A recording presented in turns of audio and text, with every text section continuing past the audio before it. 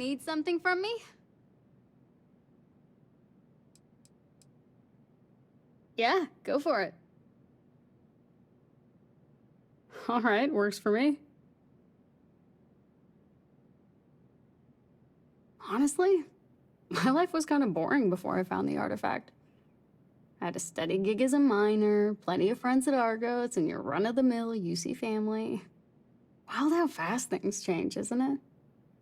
Hell, before you showed up, I'd never even had a job where I worked above ground. Makes me wonder how things would be different if I never found the artifact in the first place. Yeah, sometimes. It wasn't an exciting life, but it was mine, you know? I knew what to expect when I woke up every morning. I don't feel like that so much anymore. Universe hopping and space magic aren't exactly my areas of expertise. I'm still trying to figure out where I fit into this whole thing. You're kidding, right? It's you. Meeting you is by far and away the weirdest thing that's ever happened to me. Unless you've made this trip before, I'm willing to bet that I'm the only person in existence who's ever met a version of themselves from another universe. Meeting you even makes finding the artifact seem normal by comparison. I try not to let it keep me up at night, but that's easier said than done. I'm sure you get it. You've had a way stranger journey than I have. It was mostly Supervisor Lynn's doing. Argos wasn't my first mining job. When Lynn and I met, I was mining for Deimos near Sidonia. 5 years on Mars, churning out ore for the UC military was more than enough for me. I met Lynn and Heller at the Broken Spear one night, and we got to talking. Lynn said she'd beat my Deimos salary and that if I worked with Argos, I'd get to travel more. It seemed like too good an opportunity to pass up, so I took it.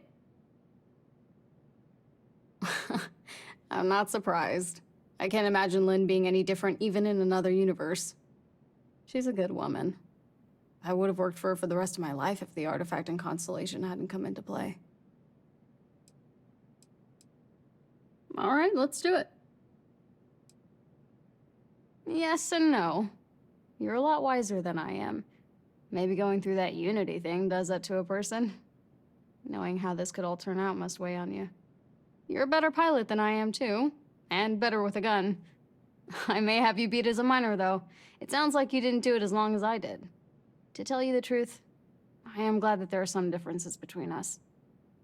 It makes me feel more... me, you know? More like a person and less like an echo of you.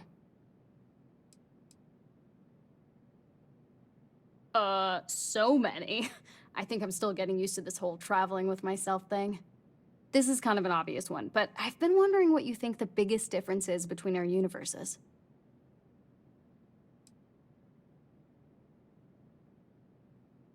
That's a pretty heady thought, boss. You're really starting to sound like an all-knowing, universe-hopping starborn. What about your family? I'm pretty close with my parents. Are you? Were you? Really? Huh.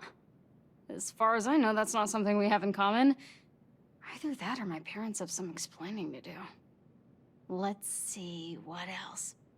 Ah, here's a good one. If our roles were reversed and I was the Starborn instead, would you have joined my crew? That's why I took it.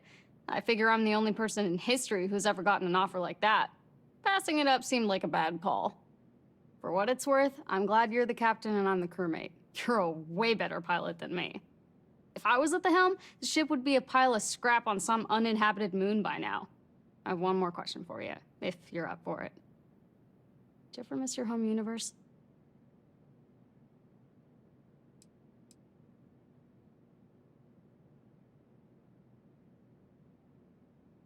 I thought you'd say that. Being a Starborn must be something else if it makes a one-way trip across multiple universes feel worth it. Hey, thanks a lot for letting me ask you this stuff. Getting to know you better makes this whole traveling with myself thing a lot easier for me. Good chat.